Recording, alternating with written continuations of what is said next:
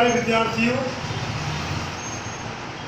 I am Yogendra Singh, director of Bhagwan institute IIT JEE। My contact number 9211280460। आज मैं आपको इस वीडियो के माध्यम से ये बताना चाहता हूँ कि गणित एक आसान विषय है। जैसा कि आप लोग ये समझते आए हैं कि गणित एक बहुत कठिन विषय है, ऐसा नहीं है। गणित एक आसान विषय है। तो फिर सभी लोग कहते हैं कि गणित बहुत कठिन विषय है, तो मैं ये क्यों कह रहा हूँ कि गणित एक आसान विषय है? मैं बच्चों इसलिए कह रहा हूँ, यदि आपको जोड़ना, घटाना, गुणा, भाग, लघुत्तम, महत्तम, वर्गमूल, घनमूल, वर्ग, घन ये अच्छी प्रकार से आते हैं, तो इसका मतलब ये है कि आपका बेसिक गणित क्लियर है। आपको जोड़ना, घटाना, गुणा, भाग ये सब अच्छे से आने चाहिए। जब ये सब आपको आते हैं तो अब आपको दूसरे कंसेप्ट पर आना है कि जो अध्याय आपको पढ़ाया जा रहा है उसके बारे में अध्यापक जब आपको पढ़ा रहे हैं तो उसकी सभी बेसिक बातों को अच्छे से सीख लेना चाहिए, समझ लेना चाहिए। और उस अध्याय में कितने सूत्र होते हैं, उस अध्याय में कितने सूत्र होते हैं, पहले आपको 1 by 1 लिस्ट बनानी चाहिए कि कितने सूत्र हैं उसमें, सबकी लिस्ट बनानी चाहिए। सभी सूत्रों पर एक कम से कम एक या दो क्वेश्चन आपको आने चाहिए, सभी फॉर्मूलों पर, सभी सूत्रों पर, ये जरूरी है। कुछ विद्यार्थियों ने कहा कि हमें प्रश्न पढ़ करके ये समझ में नहीं आता कि कौन सा सूत्र लगाया जाएगा। तो मैंने बताया, अब उसे सुन लो। सबसे पहले दो बार प्रश्न को अच्छी तरह से पढ़ो, फिर उसमें देखिए क्या क्या दिया है और क्या क्या निकालना है। एक साइड, एक तरफ जो दिया है उसे लिखिए, एक तरफ जो निकालना है उसे लिखिए। अब ये देखिए कि जो दिया है और जो निकालना है वो सारी राशियां किस सूत्र में आती हैं। जैसे आपको कहा जाए कि आपको बेलन का आयतन निकालना है, तो निकालना तो था आयतन निकालना था, तो निकालने वाला आयतन हो गया। और दिया क्या था, त्रिज्या दी हुई थी, त्रिज्या R दी हुई थी और ऊंचाई H दी हुई थी। तो अब हमारे पास सूत्र होता है बेलन का आयतन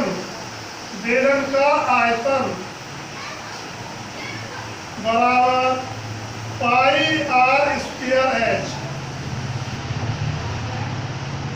ये आपका सूत्र है।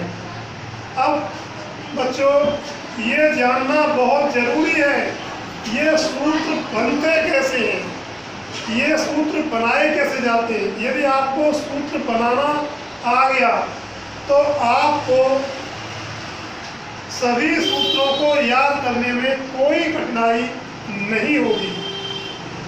इसलिए सूत्र कैसे बनाए जाते हैं ये जानना आपके लिए बहुत जरूरी है। इसके बाद जब आपको सूत्र बनाना आ गया, सूत्र बेसिक कंसेप्ट क्लियर है और आपने प्रश्न पढ़ करके ये भी पता लगा लिया इसमें करना क्या है, तो अब आपका आधा काम तो हो गया। अब रह जाती है कैलकुलेशन, उसकी गणना, गुणा भाग डिवाइड ये सब रह जाते हैं, ये सब आपको करने हैं। इसके बाद कुछ बच्चों ने बताया कि आयतन, संपूर्ण पृष्ठ, पृष्ठ पृष्ठ, इनमें हमें ये नहीं पता चलता कि कब आयतन का सूत्र लगाना है, कब वक्र पृष्ठ का लगाना है, कब संपूर्ण पृष्ठ का लगाना है। तो इसी विषय पर आज हम चर्चा करते हैं कि आयतन का सूत्र कब लगाया जाता है। बच्चों इस बात को ध्यान से सुनिए कि आयतन का सूत्र कब लगाया जाता है। आयतन का सूत्र जब लगाया जाएगा जब या तो उसमें आयतन दिया हो या आयतन निकालना हो। एक बात, या तो आयतन दिया हो या आयतन निकालना हो। एक बात स्पष्ट हो गई। पर बहुत सी बातें ऐसी होती हैं कि उनमें ये नहीं मालूम होता कि आयतन दिया है या आयतन निकालना है, तो फिर कैसे पता करें। जैसे एक बड़े गोले से छोटी छोटी अनेक गोलियां बनाई गई, तो गोलियों की संख्या बताइए। तो अब इस प्रश्न में कहीं आयतन के बारे में तो कहा नहीं गया, तो फिर आप ये बताइए इसमें सूत्र कौन सा लगेगा। अब बच्चों मैं आपसे बात करना चाहता हूँ कि यदि आपने एक गिलास पानी लिया, उस एक गिलास पानी को किसी दूसरे बर्तन में डाल दिया, जैसे कटोरा में डाल दिया, थाली में डाल दिया, तो क्या होता है, उसका आकार बदल जाता है, लेकिन पानी की मात्रा नहीं बदलती। पानी की मात्रा नहीं बदलेगी, क्या बदलेगा, आकार बदलेगा। इसीलिए जब बड़े गोले को पिघलाया गया, छोटी गोलियां बनाई गई, तो उसका आयतन नहीं बदला, उसका रूप बदला। इसलिए इसमें आयतन निकालना होता है। तो दो बात क्लियर हो गई आपको। एक बात तो ये क्लियर हो गई कि या तो आयतन दिया हो या आयतन निकालना हो। अब दूसरी क्या क्लियर हुई, जब आयतन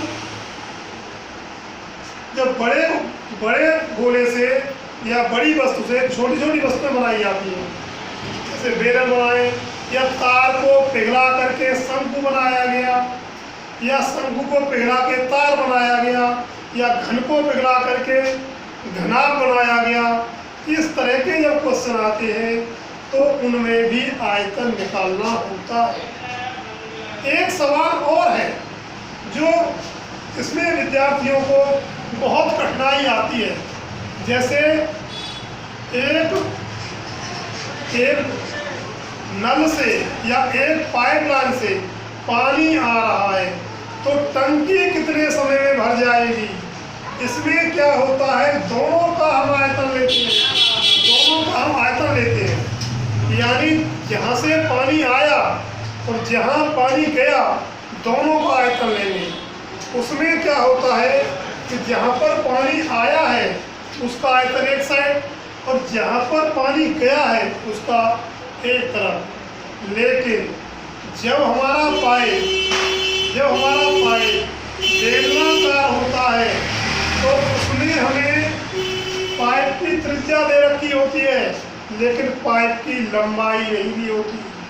अब बच्चे यहाँ पर कंफ्यूज हो जाते हैं कि जब हमें ये लंबाई नहीं दे रखी तो हम इस क्वेश्चन को कैसे करें, लंबाई कहाँ से लाएं, हाइट कहाँ से आएगी। इसके विषय में दिया होता है चाल, पानी की चाल। तो चाल होती, और दूरी निकालने के लिए दूरी बराबर चाल गुणा समय। तो यहाँ पर क्या होता है, जब चाल दे रखी है, समय दे रखा है, तो उसे गुणा कर दीजिए, दूरी निकल जाएगी। यानी लंबाई आ जाएगी। अब इसमें जब एक रूप से दूसरा रूप बदला गया, इसमें बहुत सारी राशियां आई, त्रिज्या भी आएगी, लंबाई भी आएगी, समय भी आएगा। इन सब में से एक राशि अज्ञात होगी और राशियां ज्ञात होंगी। इस तरीके से ये आसानी से क्वेश्चन सॉल्व हो जाएगा। इसके बाद क्या होता है, एक क्वेश्चन इस प्रकार का बनता है कि एक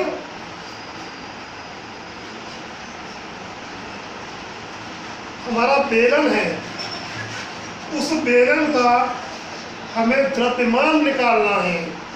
तो उसमें क्या दिया हुआ, 1 सेंटीमीटर क्यूब का द्रव्यमान इतने ग्राम है, या 1 मीटर क्यूब का द्रव्यमान इतने ग्राम है। तो आयतन निकाल करके उसे गुणा कर दीजिए जो उसका रेट दिया हुआ है, इससे द्रव्यमान निकल जाएगा। एक और टाइप के क्वेश्चन बनते हैं कि अगर मान लो इतने कुछ आयतन दिया हुआ है, उसका मूल्य इतना है, तो संपूर्ण आयतन का मूल्य क्या होगा। जैसे क्वेश्चन ये आया कि 1 लीटर दूध का मूल्य 50 रुपये, 1 लीटर दूध का मूल्य 50 रुपये, और एक बर्तन में मूल्य भरा हुआ, अगर एक बर्तन में दूध भरा हुआ है तो दूध का मूल्य क्या होगा।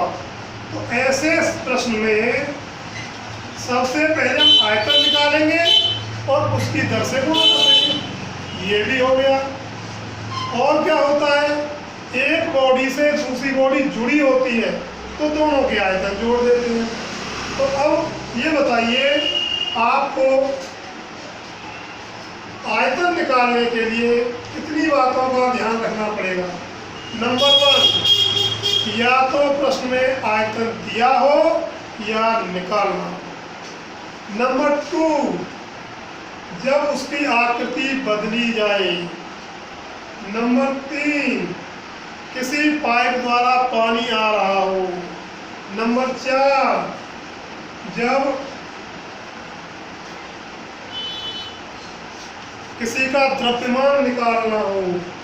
नंबर 5, किसी का मूल्य निकालना हो। नंबर 6, जब दो आकृतियां जुड़ी हों। एक प्रॉब्लम और आती है, ये जो बातें हम कर रहे थे, ये बातें थी नियमित आकृति की। अगर आकृति अनियमित हो, जैसे कोई पत्थर है, कंकड़ है, उसका आयतन कैसे निकालते हैं। उसके लिए एक बर्तन लेते हैं, उस बर्तन में पानी का आयतन निकाल लेते हैं, फिर उसमें उस कंकड़ को या पत्थर को डाल देंगे, फिर नया आयतन निकालेंगे और नए में से पानी को बचा देंगे। इस तरीके से आयतन से संबंधित सभी प्रश्न हल हो जाएंगे। आयतन वालों में आपको कोई कठिनाई नहीं होगी। इसी प्रकार से मैं अगली वीडियो किसी दूसरे टॉपिक पर बनाऊंगा, और आपको अगर कोई बात हमारी समझ में ना, आपकी समझ में ना आई हो, तो अपना सजेशन सुझाव हमें लिखकर भेज सकते हैं। हमारा वीडियो आपको कैसा लगा, हमारे वीडियो को सब्सक्राइब करना न भूलें, ताकि हम अगली वीडियो आपको पहुंचा सकें। धन्यवाद।